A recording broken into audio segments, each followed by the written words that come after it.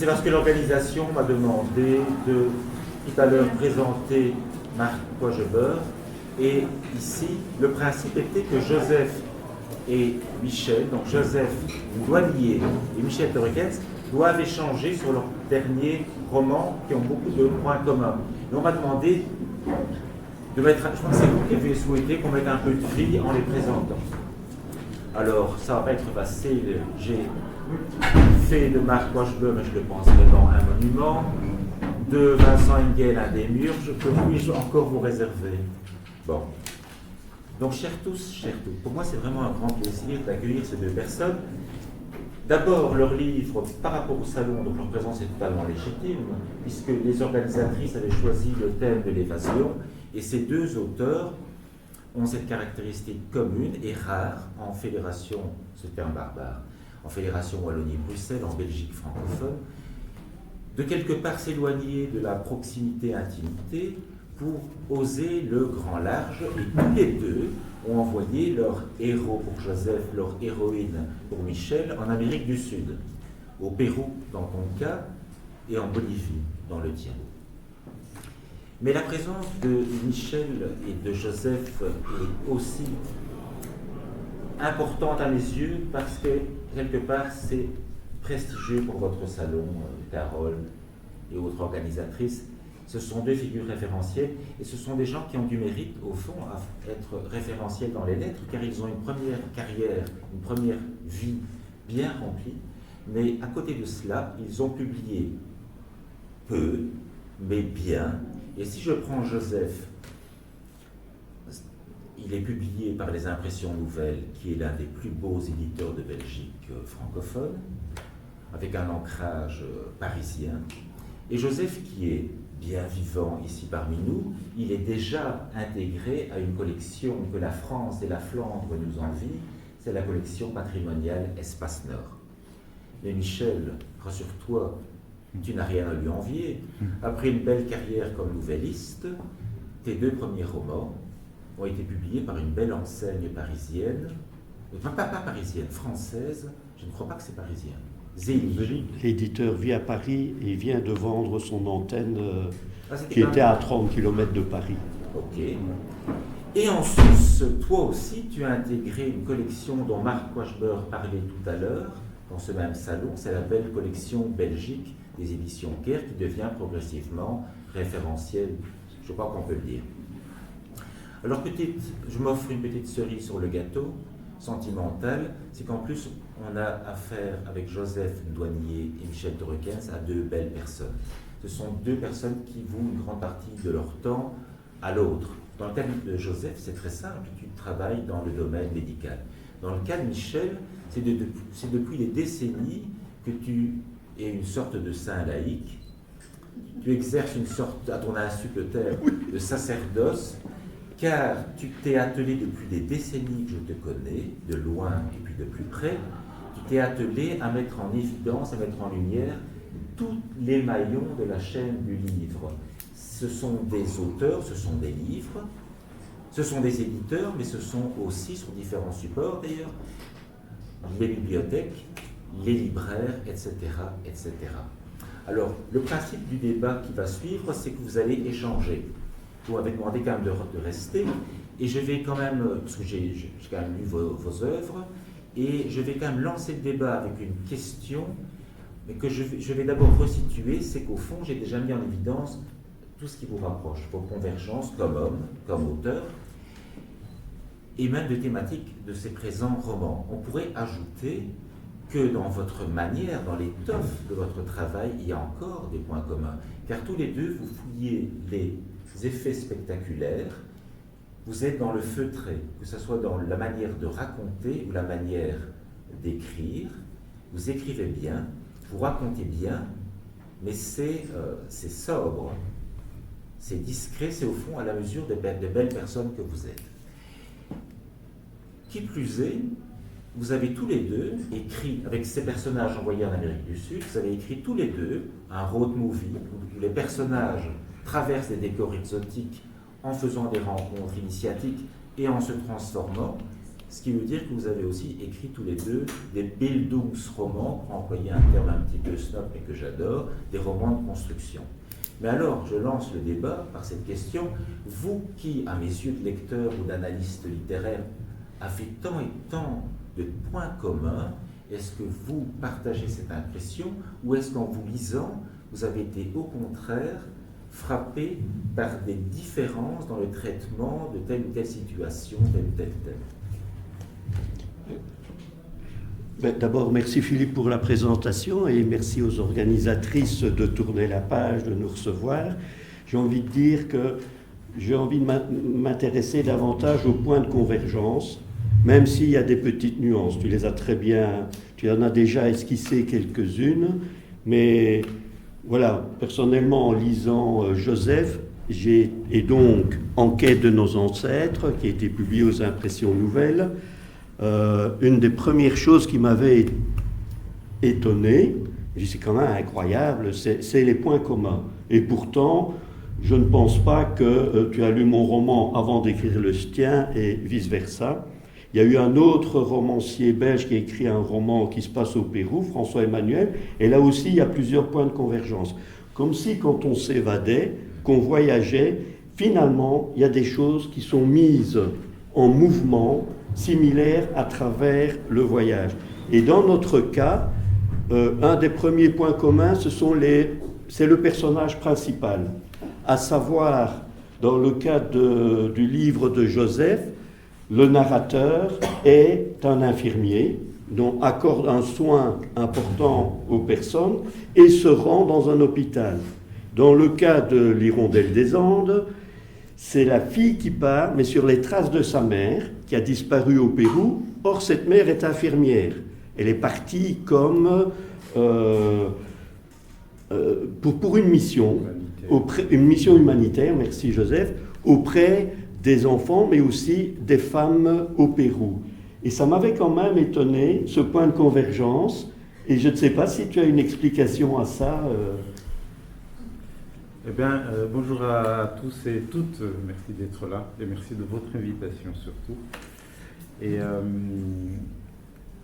alors, une petite parenthèse, je tiens d'abord à rendre hommage à un Tournésien de Caen, un ami, vous allez voir, qui a quelque chose à voir avec mon roman.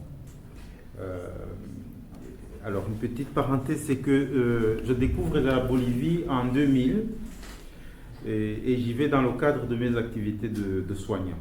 J'avais envie de quitter le milieu universitaire pendant quelques mois pour aller travailler dans un petit hôpital rural, tout à fait dans le sud de la Bolivie, à Tarija, près de la frontière avec l'Argentine. Et au hasard des rencontres, je croise un Belge marié à une Péruvienne qu'il a rencontrée à Louvain-la-Neuve, à l'université. Ce monsieur m'apprend qu'il s'appelle Vincent Danier. Et il est parti là-bas, c'est un baroudeur qui a fait l'Afrique, l'Asie, et puis il a décidé de s'installer avec son épouse à cet endroit-là dans le sud de la Bolivie, au niveau de la cordillère des Andes, où on découvre le condor, etc.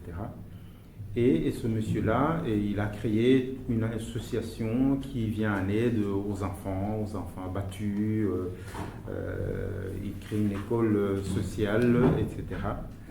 Et je voulais rendre hommage à ce monsieur-là parce que c'est lui qui m'a donné envie, quelque part, pas que lui, de retourner en Bolivie. Et ce monsieur est décédé pendant le Covid. Maintenant, il avait 55 ans. Voilà, je voulais lui rendre hommage parce qu'il est du coin notamment. Et ta question, c'était de... Est-ce que, entre autres, derrière la question des soins, mais tu viens de répondre, je me posais la question de la dimension autobiographique. Oui. Et donc tu as vécu l'expérience de l'infirmier qui se rend en Bolivie.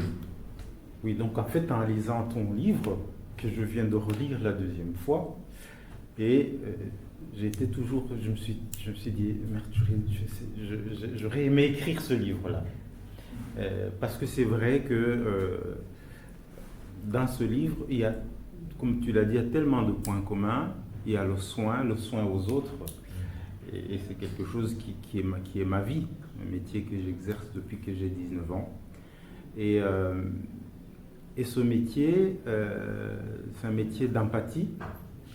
Et un métier où, pour moi en tout cas, et c'est pour ça que j'ai choisi aussi le service dans lequel je travaille, qui est un service de greffe de moelle, où les patients restent longtemps et on devient un peu une partie de leur famille pendant leur séjour. Et c'est de nourrir de chacun, non seulement de la souffrance de chacun, mais de l'individualité de chacun, des histoires de chacun. Et donc, quand cette fille, j'apprends en lisant le livre que sa mère est infirmière, je me dis, tiens, je vais savoir ce qu'elle va faire là-bas. Et effectivement, il se fait que, parallèlement à mon personnage qui va là-bas pour soigner, la mère de Pauline, elle va aussi soigner les gens, et dans des milieux vraiment très retirés, très éloignés. Elle a quitté le luxe de soins qu'on a ici chez nous en Europe pour aller travailler avec les moyens du bord. Et c'est vraiment le soin de prendre soin de l'autre, pas nécessairement avec du matériel sophistiqué. Donc ça, c'est un point très commun et tout le long du livre, moi j'ai relevé ça dans tous ces gestes. Et voilà, donc c'est un... Et d'ailleurs, autre point commun, c'est que ton infirmier Antoine va dans des communautés reculées, qui sont des communautés particulièrement en souffrance. Dans ce cas-ci, ce sont les Yungas. Dans le cas de la mère de Pauline, et sur ses traces, oui, Pauline est partie sur les traces de sa mère parce que sa mère a disparu au Pérou dans des circonstances mystérieuses. C'est à l'époque où un groupement qualifié de terroriste par l'État sévissait au Pérou, le Sentier Lumineux. Et d'une manière mystérieuse, parce qu'elle s'occupe des populations indigènes, la maman va disparaître.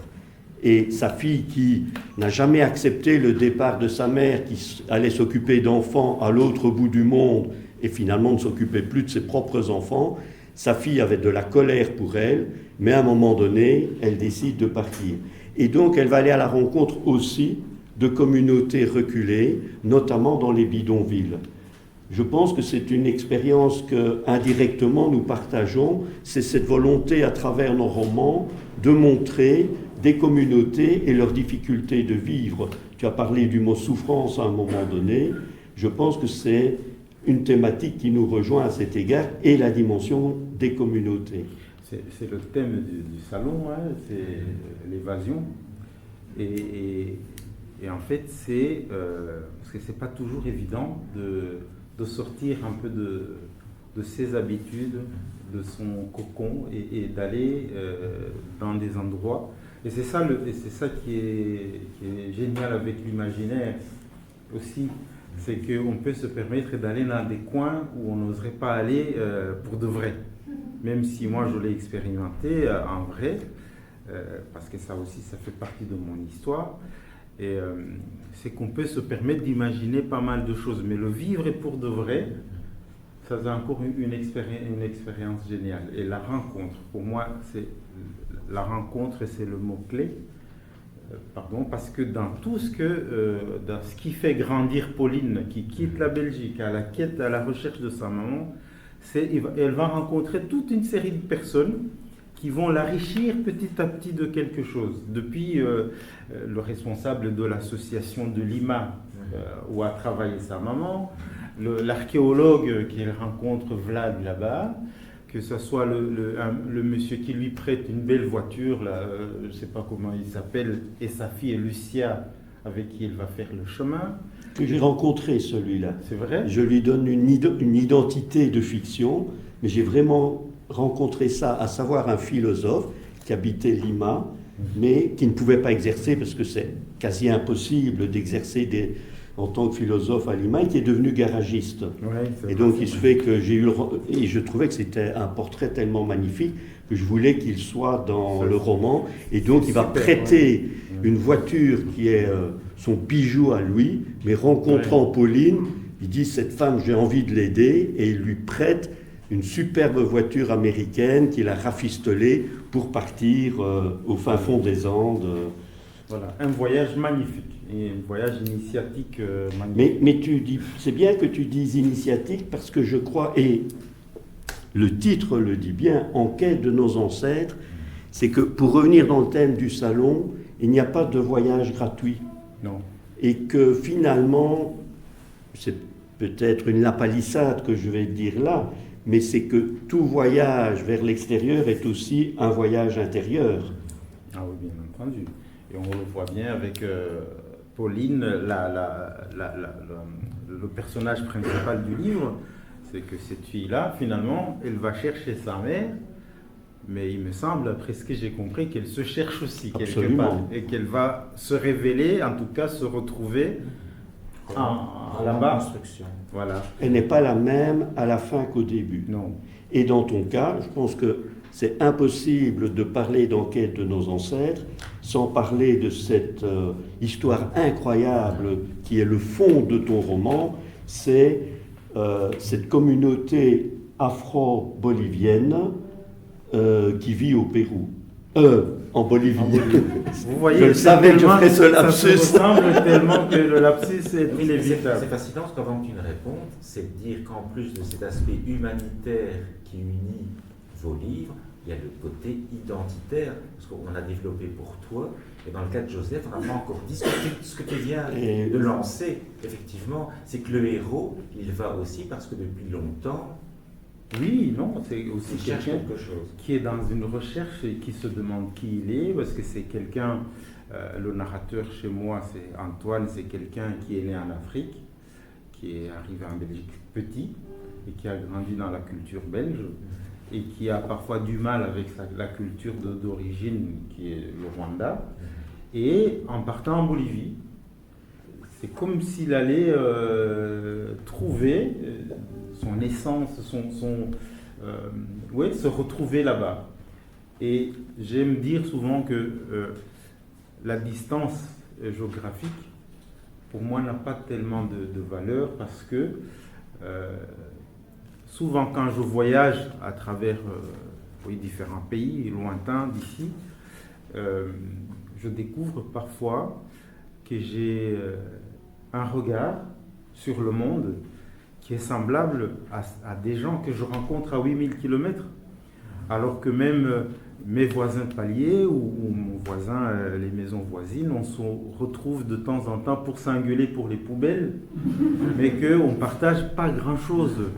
Il y en a avec qui on partage, et que parfois, dans nos vies ici, qui vont à 100 à l'heure, on n'a pas le temps, on ne prend pas le temps, mais en tout cas, on se rend compte qu'on n'a pas tellement de points communs, alors qu'en allant très loin, on peut être connecté avec les gens. Et en tout cas, moi, c'est ce qui s'est passé en Bolivie et qui m'a donné plus tard envie de retourner, avant même que je ne sache que j'écrirais des livres. Donc, c'est aller retrouver les gens avec qui j'ai eu une connexion directe, alors que c'est des gens qui sont très loin et qui ont une vie différente de la mienne. Mais ce que tu voulais dire, c'était que Joseph envoyait son double rechercher une espèce de fantasme depuis des années, c'est cette communauté d'esclaves africains importés au XVIIIe siècle pour exploiter une mine qui est... J'ai travaillé sur Christophe Colomb, cette mine de Potosi, elle est très célèbre dans l'histoire de l'humanité.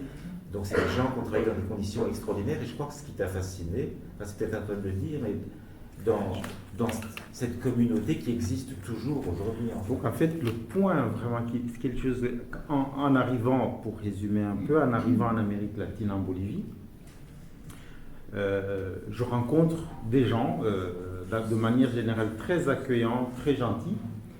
Et d'ailleurs, c'est une région, on appelle ça l'Andalousie de la Bolivie, c'est la région où on fait du bon vin là-bas.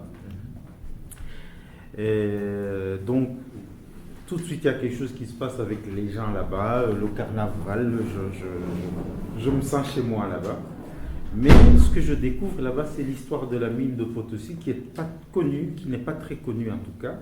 Au XVIIe siècle, le colon espagnol est allé transplanter les Africains pour venir prêter main forte aux esclaves indiens qui travaillaient dans la mine de Potosi. Et puisque c'est un endroit quand même très difficile, la mine est à près de 5000 mètres d'altitude, et il fait froid, l'air y est rare, il fallait descendre, je pense, 4 mois en bas sans remonter, et donc les gens mouraient très jeunes. Donc c'est comme ça que les Espagnols sont venus chercher des Noirs pour travailler dans cette mine. Et ce qui m'a frappé en visitant cette mine, c'est que dans toute la ville de Potosi, une ville qui a été la ville à l'époque la plus riche de l'Occident à l'époque, et que je ne rencontre aucun Noir dans cette ville, alors qu'il y a eu des milliers de Noirs. Et c'est le point de départ en fait de cette quête, avant même que je ne sache que je n'écrivais pas encore des livres. Je me suis dit, mais où sont passés tous ces gens-là? Et donc, je me suis intéressé à la question et on m'a expliqué qu'ils étaient partis dans les Yungas. C'est une partie au-dessus de la capitale de Bolivie, où le climat est plus clément, si je peux dire, un climat subtropical. Donc, où ils ont retrouvé les cultures qui cultivent le manioc, les patates douces, les avocats, les fruits comme on trouve en Afrique. Et c'est là où on migré une partie de cette communauté. Dans certains endroits aussi ailleurs en Bolivie. Mais voilà, et ces gens-là, je me suis identifié à eux. Et ces gens-là, je me suis dit, tiens, je pourrais être parmi l'un des leurs. Et donc j'ai vécu, je me suis imprégné de leur histoire, je me la suis appropriée modestement. Et ça m'a donné envie d'aller plus loin. Et quand j'ai commencé à écrire les livres, je me suis dit, tiens, voilà un texte qui m'est offert, même si je l'ai écrit 12 ans plus tard. J'ai commencé à l'écrire 12 ans après la première visite. C'est un autre point de convergence, c'est que j'ai eu l'occasion d'aller au Pérou dans le cadre de mon métier de journaliste, mais j'ai écrit le roman aussi une dizaine d'années, voire davantage après, comme si on avait eu besoin du recul. Et autre point de convergence, tu parles de Potosi, la mine qui se situe à 5000 mètres d'altitude, et Pauline, dans l'Hirondelle des Andes, Cerro de Pasco, non? Va dans une mine à Cerro de Pasco, ouais, qui est aussi en altitude, qui sont des lieux, enfin moi je n'ai pas visité Potosi, des lieux hostiles. Mais ce sont des lieux hostiles. Et donc on a une image parfois de la Bolivie et du Pérou qui peut être tronquée, mais quand on va dans ces régions en altitude, c'est un climat qui est très rude. Les gens qui travaillent là, c'est dans des conditions pitoyables, et ces mines dégradent l'environnement. Il y avait des enquêtes menées à l'époque, quand j'y suis allé, sur la santé des enfants, qui étaient dégradées par les coulées qui descendaient de la mine dans les zones aquifères et qui, notamment du plomb, qui apportait la maladie qui est liée au plomb, le botulisme. Voilà. C'est très toxique. En plus, sans compter qu'à cette altitude-là, le cœur des gens qui habitent là est comme ça. Hein. Donc pour pomper, et en plus, c'est des gens qui on les coupe, ils ont du mal à saigner, par exemple. Tellement le sang est très, très compact. Donc qui développent cette maladie, des maladies du cœur et du sang à force de vivre là-bas. Donc c'est très compliqué. Donc il fallait que, moi en tout cas, il fallait que je mâchouille un peu des feuilles de coca pour pouvoir supporter la Autre point commun.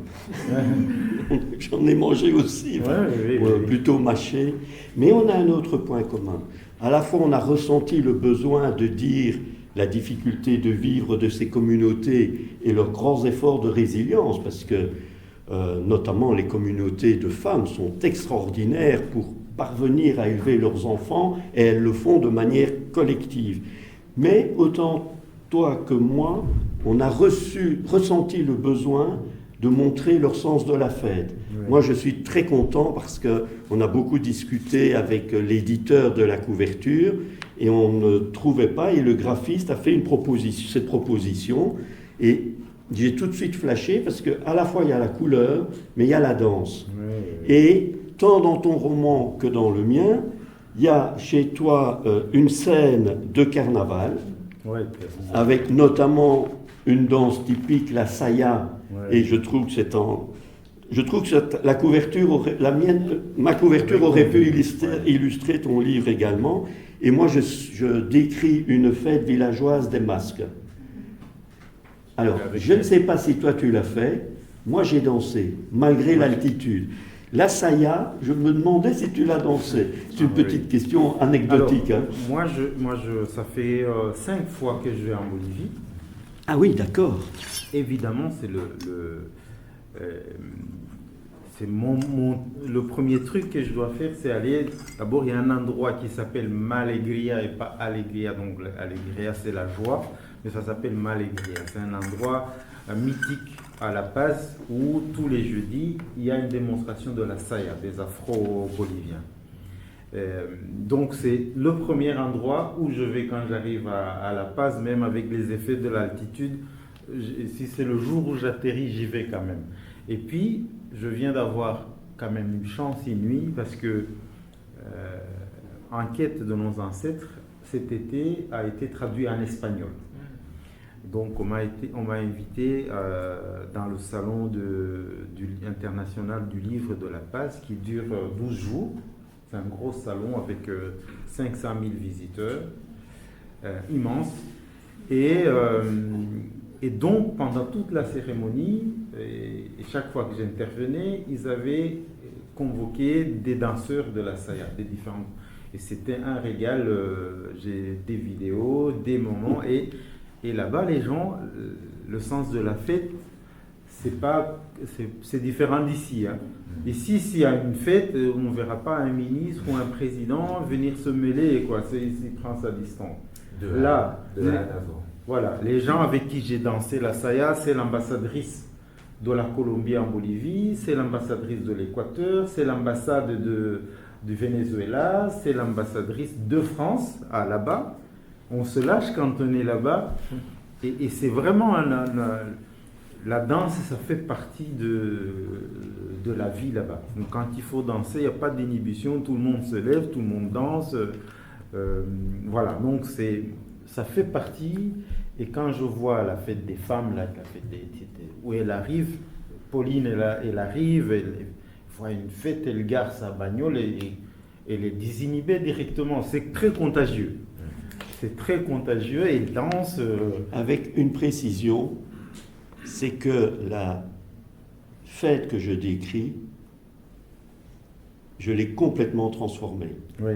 J'ai participé, les lieux sont les mêmes, mais l'histoire des masques et des femmes sous les masques, ça c'est totalement inventé. Mais ça aurait pu exister. Ça aurait parce pu. Que le masque, c'est quelque chose qui est dans toutes les fêtes là-bas. Les tenues en tout cas. Quand on va danser, on n'y va pas comme on est là, hein, à chaque occasion, à sa tenue, etc. Tout le monde est en couleur, tout le monde est en mini-jupe. En Bolivie, je ne sais pas si c'est au Pérou la même chose. Si, tout à fait. C'est des jupes superposées, des comme ça. Alors on a l'impression qu'elles sont immenses, mais en fait c'est qu'il y a 10-15 couches dans la jupe qui donnent une envergure comme ça, avec leur chapeau magnifique. Qui sont d'ailleurs différents d'une région à l'autre. Ouais. En tout cas, au Pérou, les chapeaux des femmes diffèrent d'une région à l'autre et ils ont des chapeaux très typés. Mais si j'ai inventé cela, c'est parce que je voulais aussi que ce soit un roman féminin et montrer les femmes qui reprennent le pouvoir sur les éléments, sur la communauté, sur l'État, parce qu'elles ne sont pas toujours gâtées par l'État, ces femmes des communautés indigènes qui sont reculées, etc., etc. Et donc, ça, tu t'es intéressé tu as voulu donner la parole, la visibilité aux femmes. Et pour moi, dans mes textes, c'est toujours un hommage aux femmes. D'abord parce que j'ai été élevé par des femmes. Chez moi, en tout cas, c'est ma mère qui mène la baraque, alors que mon père passait sa journée à arpenter des collines en tant qu'inspecteur des écoles. Il n'était jamais à la maison et quand il rentrait, il s'arrêtait au bar avec des potes. Il rentrait quand il voulait. Donc ça, c'est pas que lui, c'est comme ça, quasi dans toutes les familles. Et puis, à l'âge de 5 ans, j'ai été envoyé chez ma grand-mère paternelle. Donc j'ai vécu chez elle de 5 à 10 ans. Et ce que je suis aujourd'hui, quelque part, ce qui m'a construit, c'est cette transmission que les femmes m'ont donnée. Il y a aussi la grand-mère maternelle, aussi chez qui j'ai vécu moins longtemps, mais en fait j'ai réalisé que moi j'ai été construit par des femmes. Et donc c'est quelque chose chaque fois, et même dans chaque fois mes personnages importants généralement c'est des femmes. Voilà, c'est ma façon à moi de rendre hommage, même si c'est pas grand-chose. Et à cet égard, je vous invite à lire le premier roman de Joseph Noisdillet, La promesse faite à ma sœur, qui est pour partie ce que tu viens de raconter. Et en plus, ce roman a été réédité dans la collection patrimoniale dont tu parlais, Espace Nord, qui est donc en poche. Ouais. Voilà.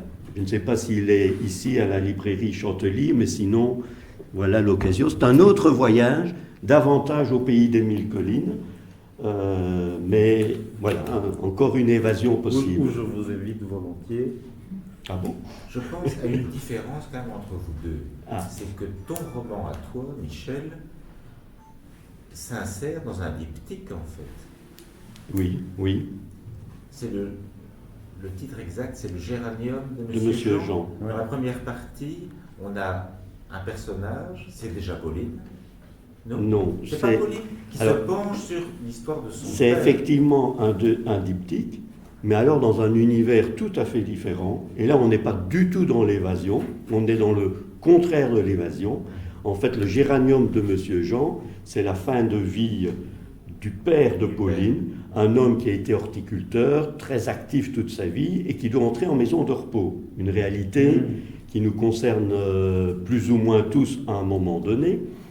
Et ce qui m'interpellait, parce que je pars souvent pas d'une question, mais une émotion derrière laquelle il y a quand même une question, c'est comment donner un sens à sa vie quand, après avoir été hyperactif, tout à coup, on se retrouve dans un espace relativement clos. Donc, et il se fait qu'une des manières de survivre pour ce personnage, Monsieur Jean, c'est la visite de ses enfants. Et donc c'est le père de Pauline. Et Pauline, autant elle a eu aussi une colère vis-à-vis de sa mère, autant elle en a une aussi vis-à-vis de son père qui a permis à la mère de partir. Et ça reste un mystère pour Pauline aussi. Et ça c'était ma question que je voulais te poser. Oui. Parce que je me suis imaginé si vraiment, je me suis mis dans la tête dans le roman en me disant, mais tiens, et si le père savait tout? Est-ce que le père, peut-être lui, il était en correspondance avec sa femme et qu'il l'a caché aux enfants? Moi, c'est une question que je me suis posée voilà. Mais j'ai envie de dire, c'est un autre roman que tu imagines là derrière. Et en fait, quand on part sur une émotion, sur une interrogation, on se rend compte qu'on peut imaginer plein de choses. Pour la fin de l'Hirondelle des Anges, j'ai testé plusieurs fins avec mes enfants et mon épouse, parce que j'en avais imaginé une, et ils m'avaient dit oh, c'est trop facile. Ouais. C'était presque une romance. Et ils trouvaient que ce n'était pas crédible. Et alors j'ai proposé 3-4 fins, et à l'éditeur j'en ai même envoyé 2. Et c'est lui qui a choisi la fin du roman. Eh bien, ce que tu imagines par rapport à Monsieur Jean, ça peut être un autre roman, une autre histoire, que oui, effectivement, il était au courant, mais dans mon esprit à moi, dans la conception du roman, il n'était pas au courant. C'est presque trop facile, oui, c'est vrai. En plus, ça... Non, je ne dis pas que c'est facile. C'est autre chose.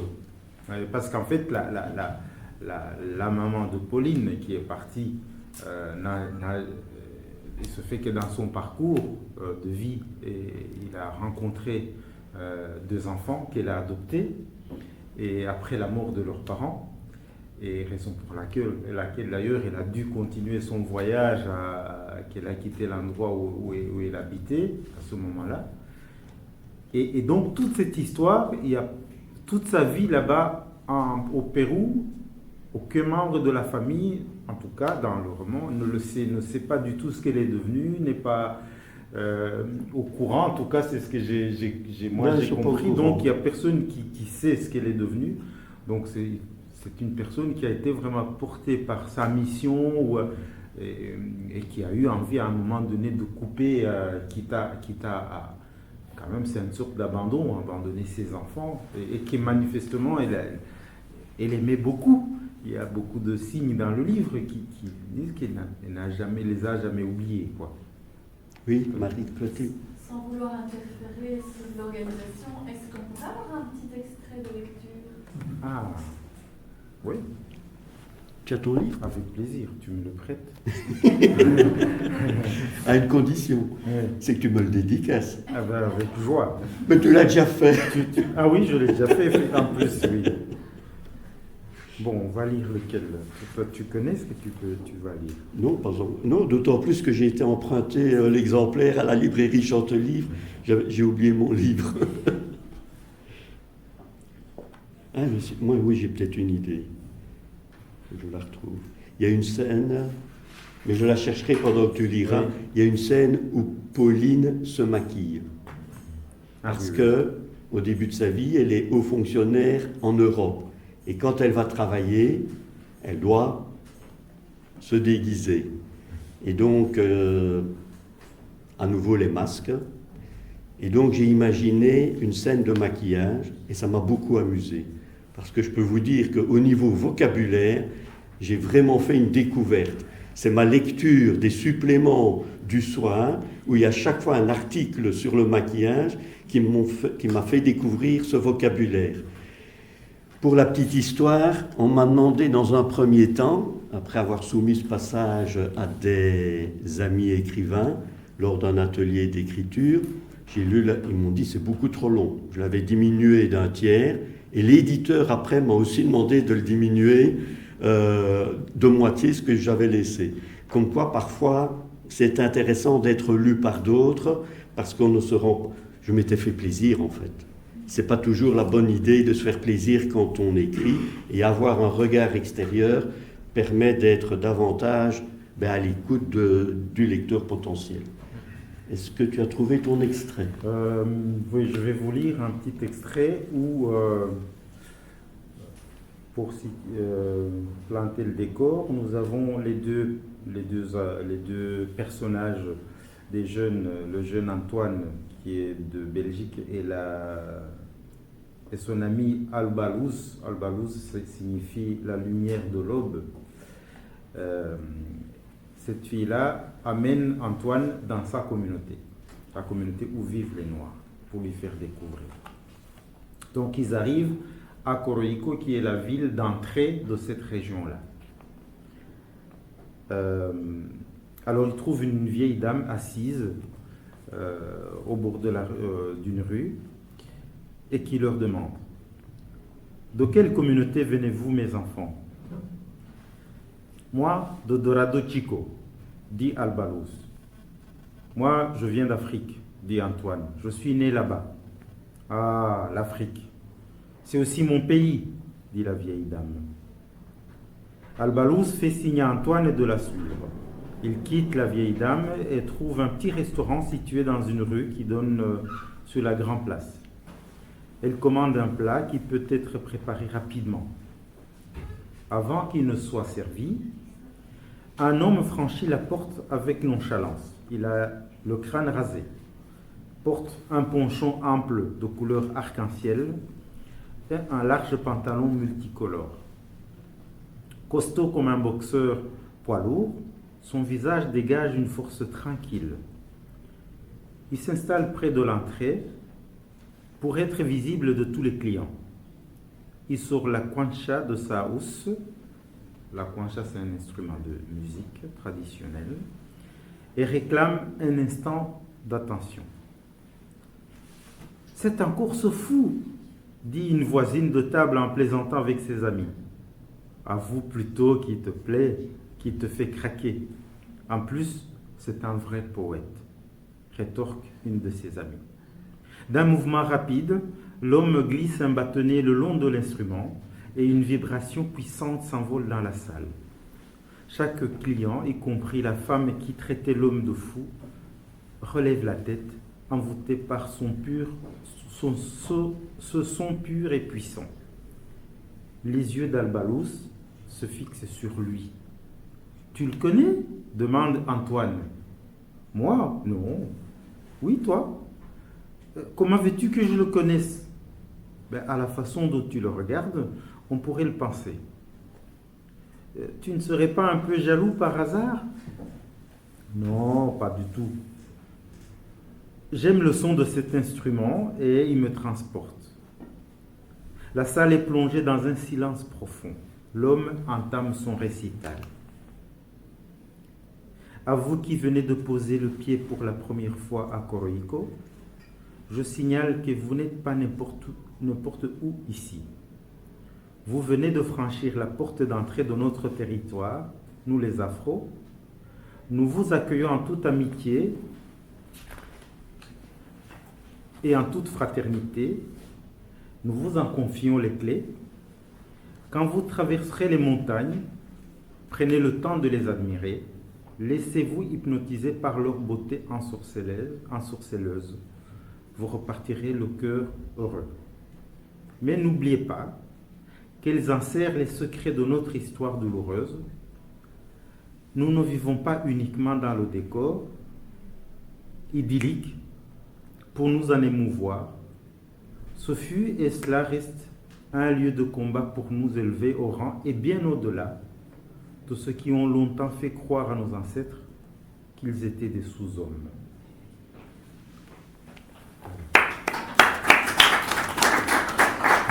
Tu as fait allusion à un poncho dans cet extrait. Vous ne devez absolument pas rater une co-organisatrice du salon Joël.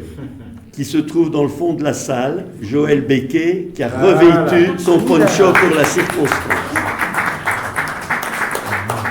Merci Joël. Et alors, comme les organisatrices nous ont demandé de vraiment terminer à 17h, parce qu'il faut aménager la salle pour une pièce de théâtre qui se joue après, j'ai changé d'extrait. Comme ça, si vous êtes intéressés par le maquillage, messieurs, vous devriez acheter le livre.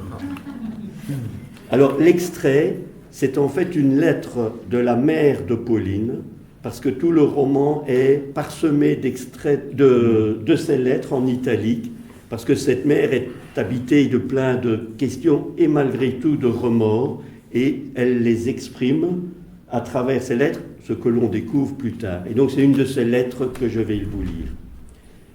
J'ai toujours eu l'obsession des enfants, les miens, que j'ai laissés en Europe, qui me manquent et à qui je manque vraisemblablement, même s'ils peuvent compter sur leur père.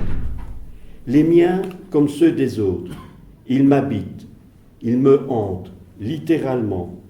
Ces menaces qui les surplombent constamment, obstinément, cruellement. Ce danger omniprésent, aucun n'est à l'abri. Ils sont comme ces fils de l'araignée qu'un vol d'oiseau peut cisailler d'un simple battement d'ailes. Aucun ne devrait souffrir de l'injustice, du hasard ou de la violence des hommes, parfois de ceux qui leur sont les plus proches, qui voudraient pourtant les aimer. J'aimerais les protéger avec constance, efficacité et une tendresse qui puisse résister à toute épreuve. Leur épargner ces misères gluantes qui les cernent de toutes parts, creusent leur estomac, vident leur cerveau. Pourquoi ?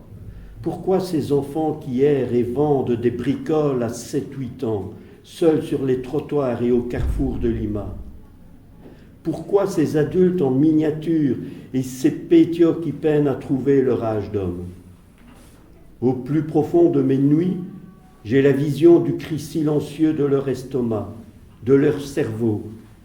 Avec eux, je crie, et surtout, je les aime, tous, sans pudeur, indifféremment, Toujours je repars, poussé par une force qui bouillonne au plus profond de moi et qui me déborde. Je ne m'appartiens pas, comme si une autre moi-même me poussait vers ces lucioles. Je ne sais où donner de la tête, m'arrache à un lieu, quitte des bras, part dans un sens, bifurque vers un autre, aspiré par un regard, happé là où je ne suis pas, et souffre déjà d'avoir quitté là où j'étais, là où vivent ceux qui me sont le plus proches. Le présent me requiert, et je hurle après le passé. Je voudrais être une armée, je voudrais être plusieurs. Je suis seul.